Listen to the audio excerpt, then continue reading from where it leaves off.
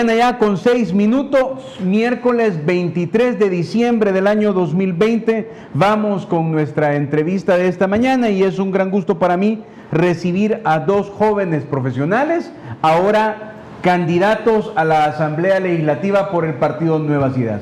Recibo y le doy la bienvenida a José Urbina, candidato a diputado por San Salvador. José, ¿cómo estás? Bienvenido, buenos días. ¿Qué tal? ¿Cómo estás? Qué gusto saludarte, Medardo. Un saludo navideño a las familias que nos sintonizan a pocas horas ya de este momento especial. Así que un abrazo para todos y qué gusto poder compartir esta mañana junto con Edgardo también. Gracias, José. Y también está Edgardo Mulato, candidato a diputado por Nuevas Ideas. Edgardo, bienvenido, es un gran gusto. Gracias, Medardo. Gracias a la población salvadoreña que nos está viendo en esta mañana y definitivamente pues estamos listos para poder contestar cualquier tipo de inquietud o acontecer político que podamos comentar. ¿Qué es para el país, para ambos, rostros nuevos en la política? Es que de plano, mire, si uno lo intentara, la gente dice, ya tuvo su cuarto de hora, Dios, ¿verdad? Pero cuando uno ve una nueva propuesta con un partido fuerte, con un partido organizado, y esta nueva propuesta lleva intrínseca la juventud y las ganas de trabajar, esa es una gran ventaja para ambos, ¿no? Ahora, ya hablando con ustedes, si quiere comienzo con José. ¿Cómo es que te nace, José, esta decisión, primero de postular en las internas de Nuevas Ideas, ¿verdad? Y luego buscar la diputación? ¿Por qué? Yo creo que al inicio de tu presentación has planteado algo muy interesante. Hay un cansancio de la vieja clase política y el país, definitivamente, ese modelo corrupto de partidos que deberían de estar cancelados, Arena y FMLN, porque sabemos los pactos con criminales que han hecho y la conducta de sus expresidentes, unos huyendo, otros presos. ¿Qué nos dice? Un historial de corrupción imparable que hemos tenido por tantos años, por tantas décadas, que no permitió que el país saliera adelante. El país por décadas fue conocido como un país altamente violento que no le daba ninguna seguridad a las empresas para invertir, entonces nunca hubo desarrollo. Por supuesto, si con los hechos hemos encontrado que el negocio de la inseguridad es lo que les mantenía, pues, obviamente, en un clima de tanta violencia. Todos esos escenarios vienen a romperse con un modelo de gobierno totalmente distinto, con el presidente Nayib Bukele. El presidente nos va a dar una lección de cómo se gestiona la cosa pública, una nueva gobernanza que nos ha mostrado en poco tiempo que reducir el tema de la violencia era posible, el tema de la inseguridad, con el mismo presupuesto, Medardo, y este es un primer punto que hay que rescatar, con el mismo presupuesto que dejó el gobierno anterior en el año pasado, bajaron los índices de homicidios. Entonces, ¿el problema cuál era? No era de dinero, era de voluntad. El tema de salud, desde el año pasado, cerca de las autoridades de salud, y he visto a profundidad desde el centro y desde adentro el sistema decadente, deteriorado de salud que había en nuestro país. Entonces, en ese proceso y viendo los obstáculos que comenzó a enfrentar el presidente, entonces fue que me animé a entrarle a este desafío, porque es el momento de que la parte legislativa, el aparato legislativo, que es prácticamente el espacio bueno, esta asamblea es la asamblea menos aprobada en la historia, o mejor dicho, es la asamblea más reprobada.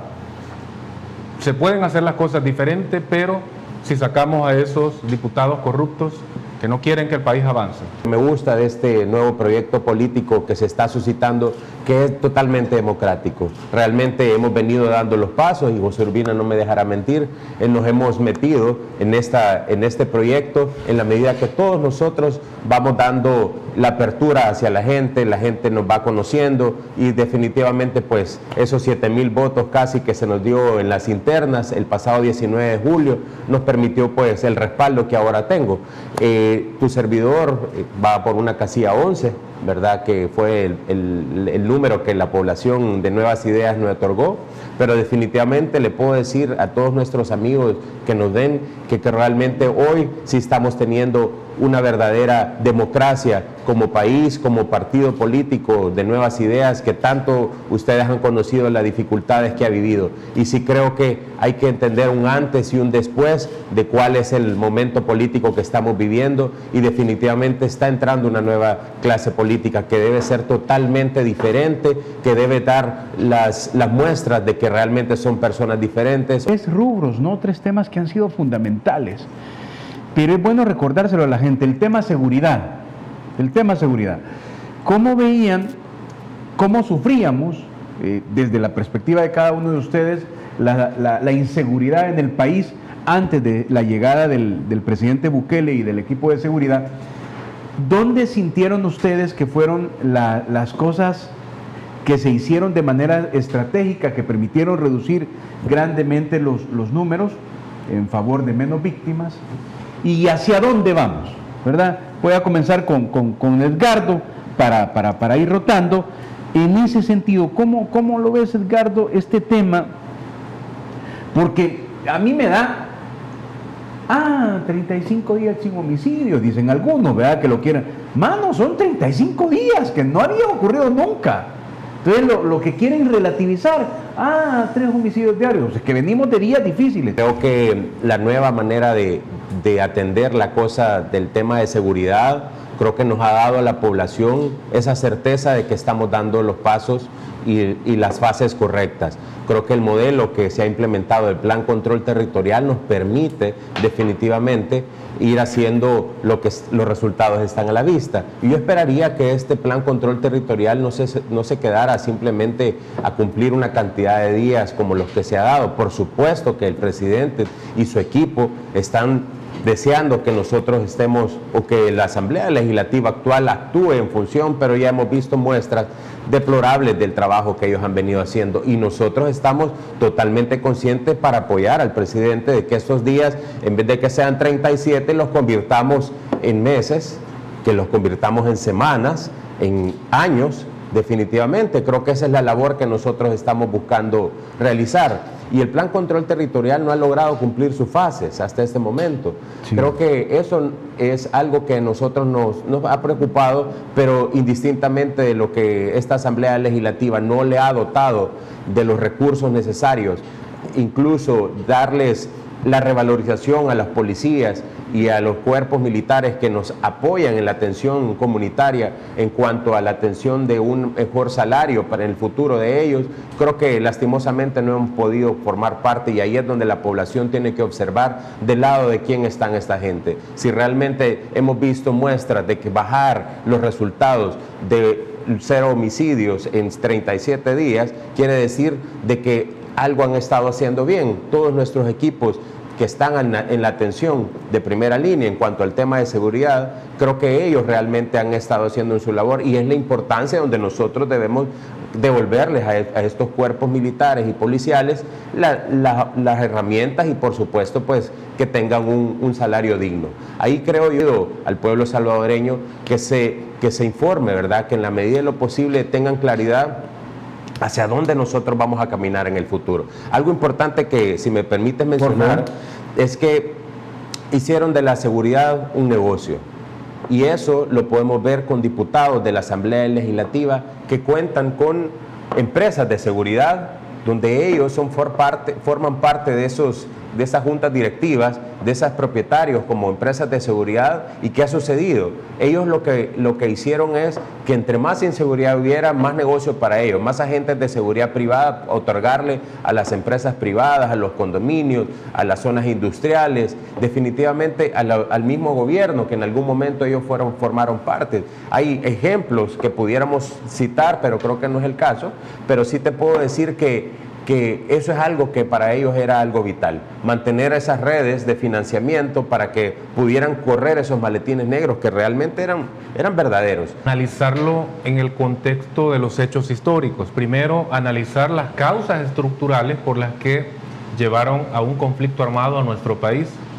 Esas causas estructurales no se resolvieron con los acuerdos de paz. Sí. Las muertes que tuvimos en el periodo de guerra de los 80 se superaron incluso en los tiempos post acuerdos de paz. Es decir, hubo más fallecidos después de los acuerdos de paz que durante la guerra. ¿A qué se debe esto? El espíritu de los acuerdos buscaba realmente darle un alto a ese momento, a ese episodio trágico de nuestra historia, y comenzaron un episodio donde el país naciera, una refundación para que se desarrollara. Pero ¿qué pasó durante los gobiernos de Arena y del FMLN? Las causas estructurales como la pobreza, la exclusión, la marginación, se siguió aumentando, incluso la brecha entre los ricos y pobres se fue haciendo más grande. Entonces, migración forzada comenzó a crecer, no había ninguna oportunidad. Entonces, la delincuencia comenzó a prosperar dramáticamente, al punto que la OMS nos calificó como un país en una situación de violencia epidémica. A ese punto habíamos llegado. Y efectivamente, era un modelo de negocio el tema de la violencia. Se montaron muchos funcionarios a este negocio, colocando empresas de seguridad, y nunca lo iban a resolver porque se convirtió en eso, en un negocio. El director de la Policía Nacional Civil tenía vinculaciones con agencias de seguridad.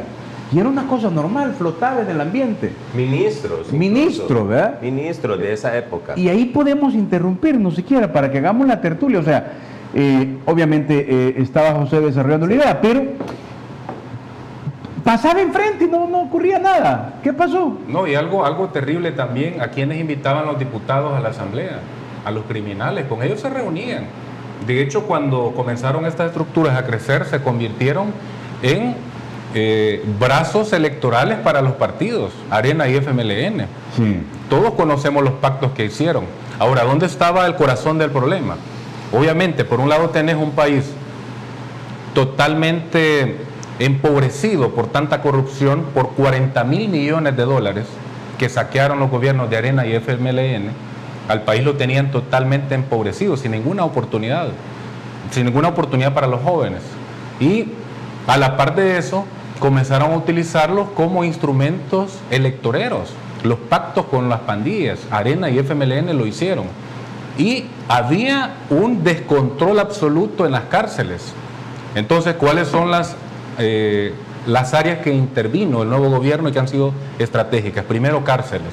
El sistema cárceles, carcelario. Osiris Luna, el viceministro, y el ministro de Seguridad, Rogelio Rivas, le entraron frontalmente a un tema que el control lo tenían prácticamente ellos. Tú recuerdas las fiestas que habían. Sí. Si Arena y FMLN les facilitaban todo. Fiestas, bueno, o sea, era un sitio donde ellos reinaban, ellos controlaban. El crimen controlaba todo el Estado. Si el Estado había perdido totalmente su fuerza y estaba en manos de estos criminales. Y todo eso Y efectivamente, como analizaba Edgardo, tenemos un plan control territorial que apenas se ha comenzado a implementar porque los diputados no han financiado. es la primera etapa, ¿verdad? Claro, no han financiado las siguientes etapas. Sí. Entonces, ¿pero por qué no lo hacen? Porque el tema de la inseguridad, obviamente, si controlamos completamente el problema, ya no van a tener ellos recursos. Entonces, por eso es una oposición terrible y obviamente uno se pregunta, bueno, si un diputado está vinculado a agencias de seguridad, pues obviamente lo que quiere es que haya inseguridad para seguir haciendo dinero, porque después del 1 de mayo, ¿qué van a hacer el otro año? Decenas de diputados que van a retirarse a sus casas.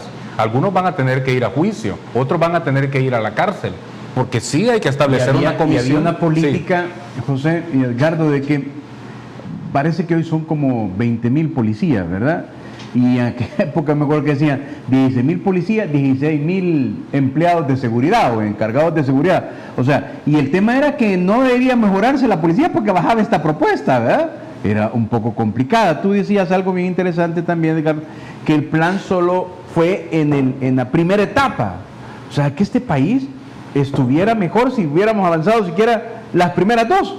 Así es. ¿Verdad? Y las otras 7 no las vamos a descifrar. Sí, exacto. Las otras 4 no las vamos a descifrar porque definitivamente creo que ahí es donde nosotros estaríamos contemplándoles cuál es realmente el Y quehacer los de diputados nuestro... querían que Así se es. dijera y que se dijera y Por que se supuesto. dijera. Y realmente yo no lo veo como un plan, una parte de una estrategia de parte de nosotros. Simplemente estamos queriendo realmente reconstruir la parte del tejido social que es perdido. Tú te das cuenta que tú no puedes tranquilamente deambular en algunas zonas de nuestro país.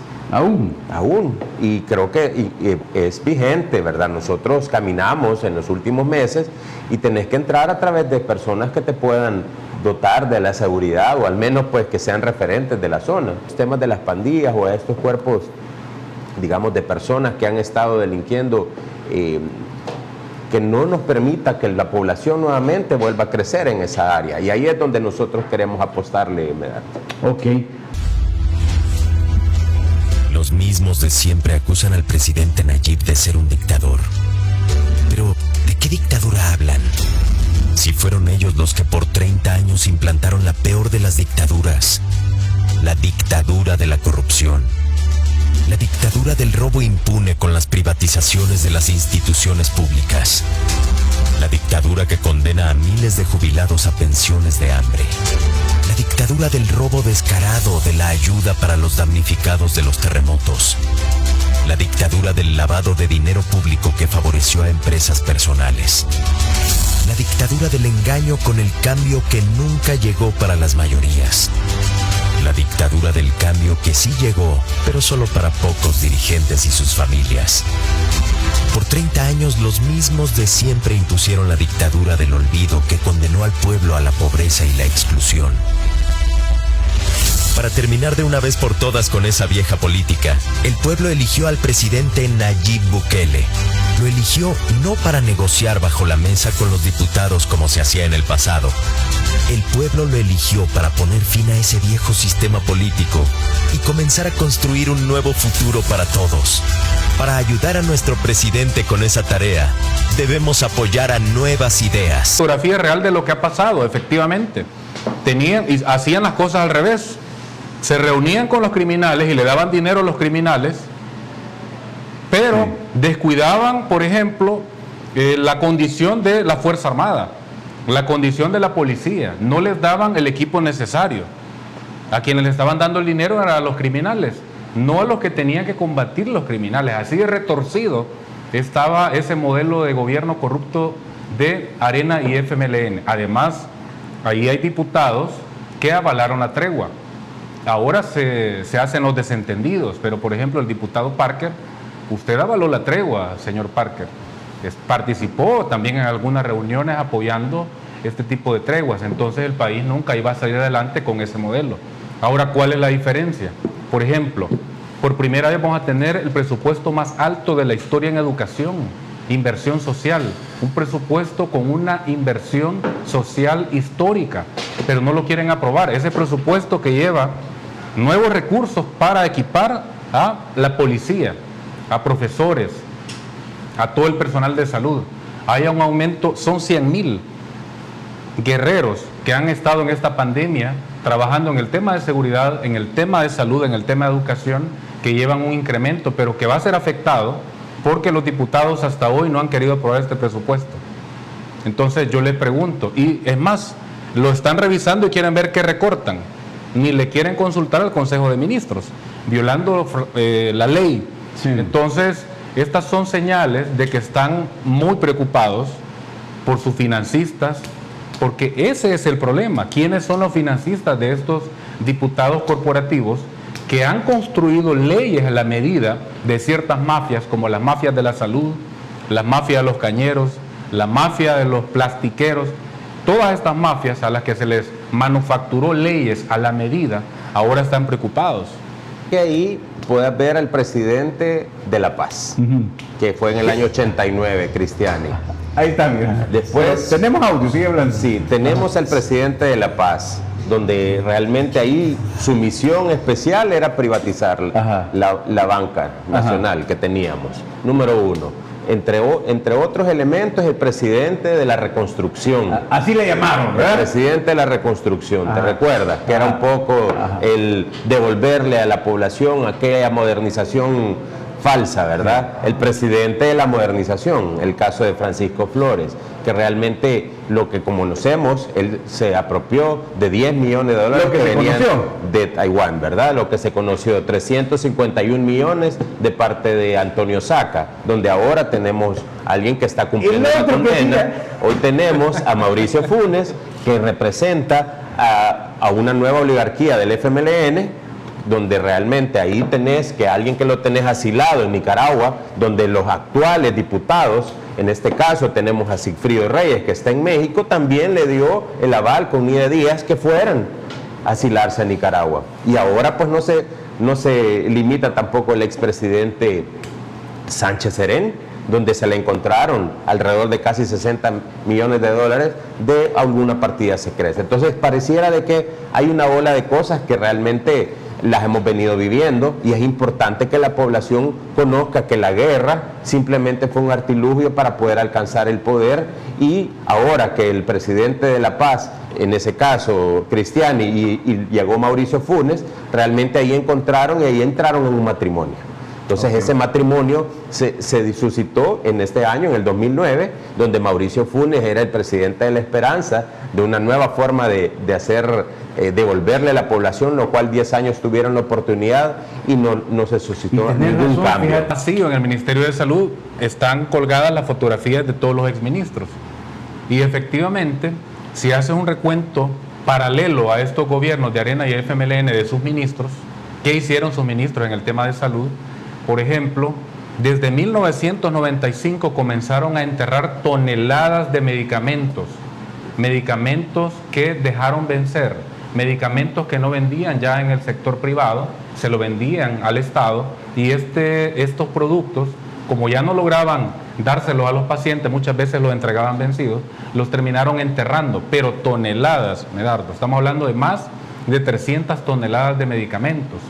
También en el año 2002, durante el periodo de Francisco Flores, se inauguró el almacén de medicamentos más grande del país, el almacén El Paraíso. Ese almacén nunca fue auditado en ese periodo por la Corte de Cuentas, y de ahí se fugaron toneladas de medicamentos que terminaban en los mercados, que terminaban vendiendo en otros sitios. Se robaron el dinero del Hospital Rosales, se robaron equipos médicos. Bueno, un exministro que también fue procesado porque se le encontraron incluso equipos médicos en sus propias clínicas. El gobierno anterior dejó vencer más de 12 toneladas de medicamentos valoradas en muchos millones. Entonces, toda esa corrupción que hubo en el sistema de salud, que nosotros la hemos visto, se ha ido denunciando, pero la Fiscalía no ha actuado en estos casos. Tú sabes, Medardo, ¿recuerdas todos estos casos que se fueron a poner los avisos de estas toneladas de medicamentos? ¿Cuántos pacientes fallecieron porque este producto no llegó a sus manos? Pero ¿a quién le quedaba ese dinero?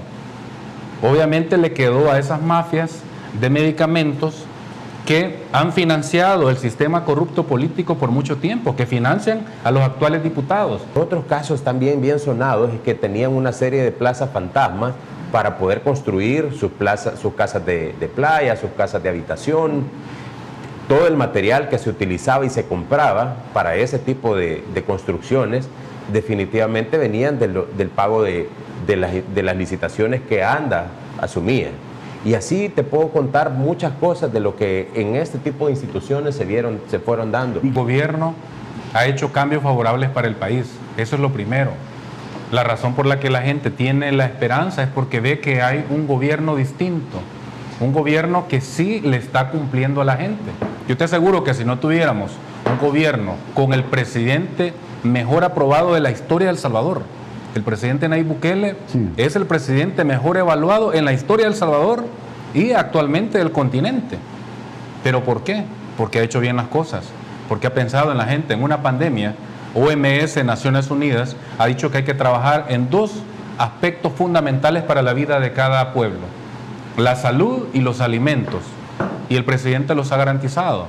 Entonces, eso es lo que la gente premia. Ve que es un país más seguro, un país que se está desarrollando, y a la par de eso, que tenemos el presidente mejor evaluado, tenemos la asamblea peor evaluada de la historia, la asamblea más corrupta, la asamblea que le dio la espalda a la población por tanto tiempo. Entonces se han ido ganando a pulso el desprecio de la población y cada día el desprecio aumenta, y eso es lo que están reflejando en este momento las encuestas. Ya casi que todos los partidos se están quedando en modo bonsai. Sí. No crecen, o sea, en lugar de crecer van reduciéndose y nuevas ideas va aumentando, pero porque la gente quiere que las cosas sean diferentes, y eso es lo que va a pasar en la Asamblea Legislativa. Hay que llegar a hacer una limpieza total, porque ahí solamente ha funcionado la agenda de corporaciones, no la agenda de la población. Ya es el momento de que se lleve también la agenda de la población a la Asamblea y se trabaje por el país, y no para sectores, y no para grupos. Así que estamos satisfechos con mi partido Nuevas Ideas. Los números son favorables y yo estoy seguro que incluso va a crecer mucho más, y el descontento de la gente con estos viejos partidos va a continuar.